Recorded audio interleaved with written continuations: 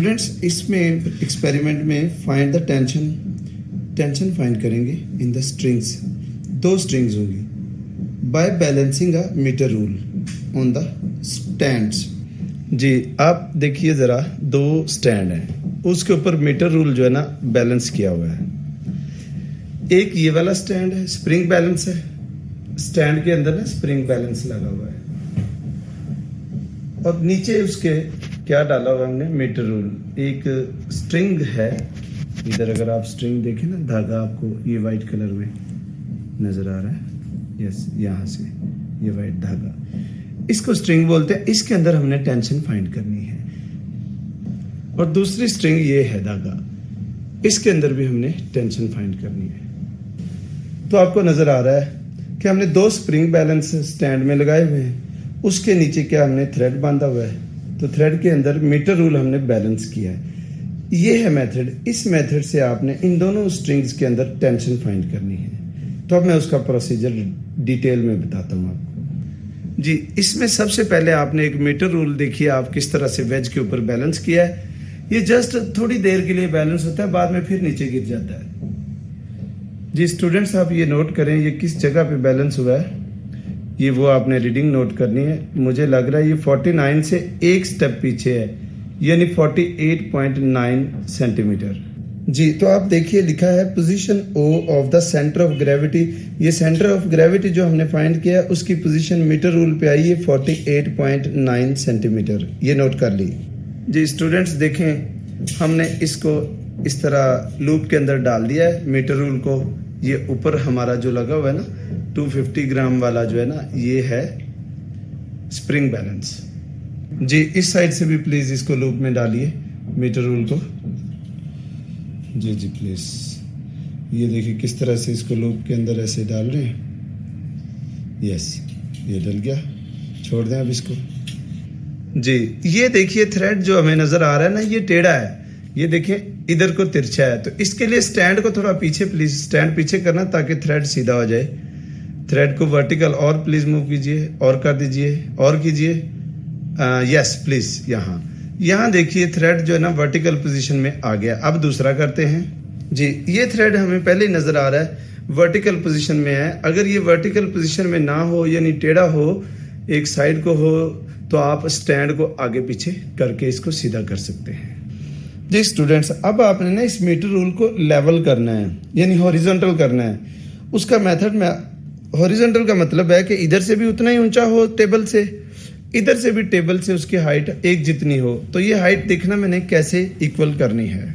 उसके लिए देखें मैंने एक स्केल रखा है। अब स्केल से मैं हाइट चेक करूंगा कि ये मीटर रूल कितनी हाइट पे है स्केल के साथ।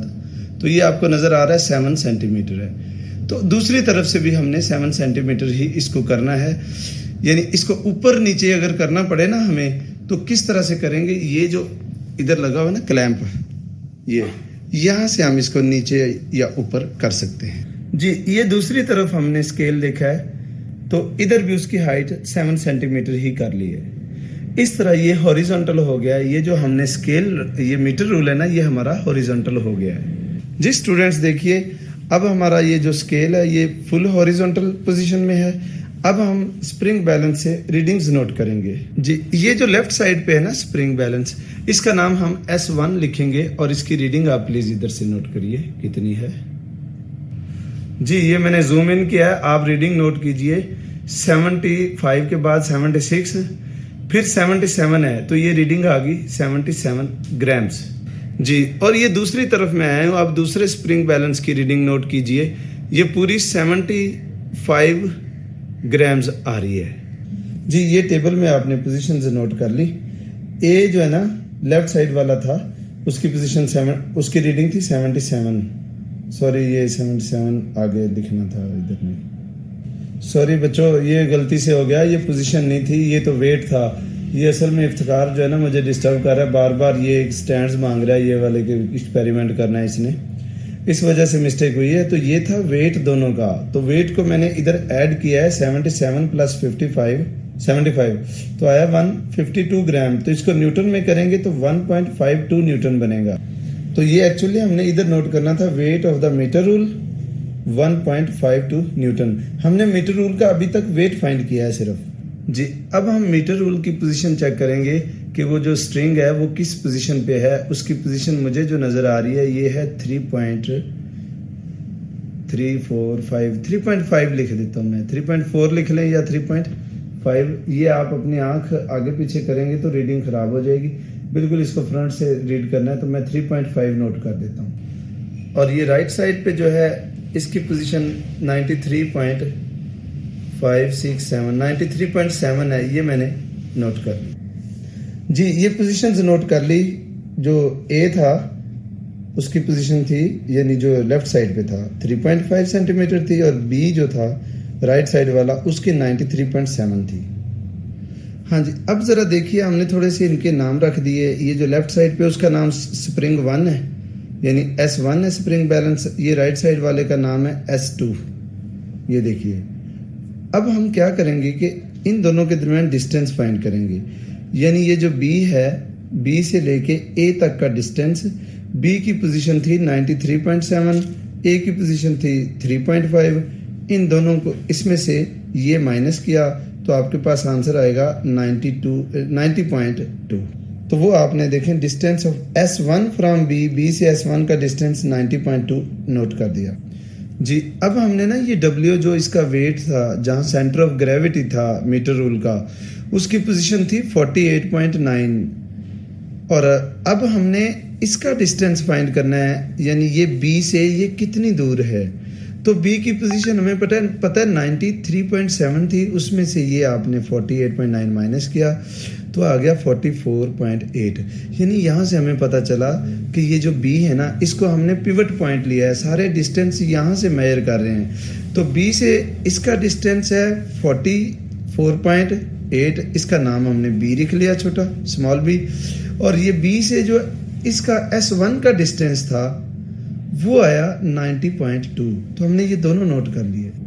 जी, अब हमने वो कैलकुलेट टेंशन करनी जो हमारा प्रैक्टिकल है। तो टेंशन T1 जो S1 जो है ना, जो स्प्रिंग 1 था उसके थ्रेड में जो टेंशन है उसका नाम है T1। उसका formula W into B over A।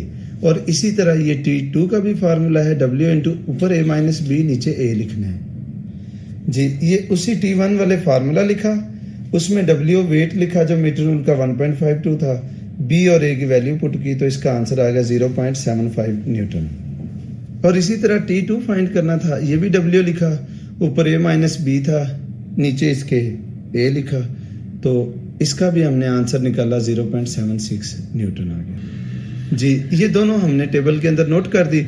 उसके बाद है S1 और S2। ये कौन सी रीडिंग है? ये readings of the spring balance है। स्प्रिंग बैलेंस की आपको याद होगा, एक रीडिंग हमारी आई थी 75।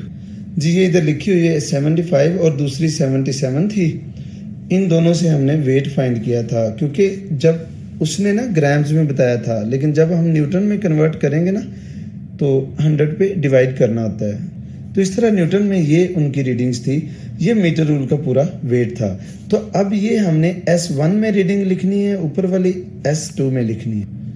जी, ये readings of the spring balance जो है ना 0.75 S1 की थी, S2 की 0.77। ये क्योंकि इधर न्यूटन लिखा है इसलिए मैंने इसको 100 पे डिवाइड करके न्यूटन में कन्वर्ट किया है। अब आपने डिफरेंस देखना है कि आपके इस टेंशन में और जो स्प्रिंग बैलेंस ने रीडिंग दी, इनमें कितना डिफरेंस है। ये देखिए, ये T1 और S1 में कोई डिफरेंस नहीं है, ये दोनों सेम वैल्यूज है, इसलिए इधर आप 0 नोट कर लीजिए। और इसमें डिफरेंस कितना आ रहा है, ये -0.1 का आ रहा है, वो भी आप इधर नोट कर लीजिए। तो ये दोनों डिफरेंस बहुत कम है, ये तो डिफरेंस है ही नहीं, ये बहुत थोड़ा डिफरेंस है। इट मीन कि हमने जो प्रैक्टिकल किया है ये बिल्कुल एक्यूरेट, बहुत ठीक वैल्यूज इसने दी है। जो टेंशन हमने फाइंड करनी थी ना, एक ये टेंशन T1 थी और एक ये T2, दोनों थ्रेड्स के अंदर टेंशन फाइंड हो चुकी हैं। जी, आप अपना प्रैक्टिकल का नाम देखिए, अब लिखा है find the tension in the strings. तो हमने स्ट्रिंग्स में टेंशन फाइंड कर ली, एक 0.75 न्यूटन, एक 0.76 न्यूटन। तो कैसे की, लिखा है bye balancing a metre rule. हमने मीटर रूल को बैलेंस किया था ऑन द स्टैंड्स, 2 स्टैंड्स पे हमने स्प्रिंग बैलेंस लगा के बैलेंस किया था।